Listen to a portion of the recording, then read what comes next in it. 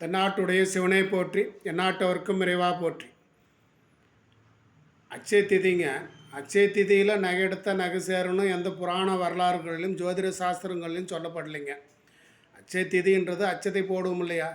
So அந்த நாளில் மதியம் 12 to 1 ராகு கால வேலையில் ஒரு அரிசி வாங்கிட்டு வந்து வைங்க, பால் பாயசம் செஞ்சு சாட் போட்டு நீங்கள் அக்கம் பக்கம் வீட்டாரிடம் கொடுங்க. அதே செல்வ நிலைகளை ஏற்படுத்தி கொடுக்குங்க. அட்சய திதியினுடைய சிறப்புகள் என்னன்னு பார்த்தீங்கன்னா, பகவான் பரசுராமர் அவதரித்த ஒரு நாளுங்க. கங்கை நதி பூமியை தொட்ட ஒரு நாளுங்க அட்சய திதி. ஆதிசங்கரர் கனகதாரா ஸ்தோத்திரம் இயற்றிய நாள் அட்சய திதிங்க. குபேரன் இழந்த செல்வங்களை மீட்ட நாள் அட்சய திதிங்க. வியாசர் மகாபாரதம் எழுத ஆரம்பித்த நாள் அட்சய திதிங்க.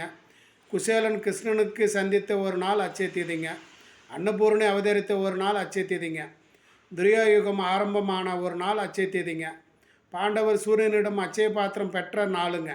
இதுதான் இந்த நாளுக்கு உண்டான சிறப்புங்க. தெரிஞ்சுக்கோங்க. அனைவருக்கும் அனைத்தும் கிடைக்கட்டும். நன்றி, வணக்கம்.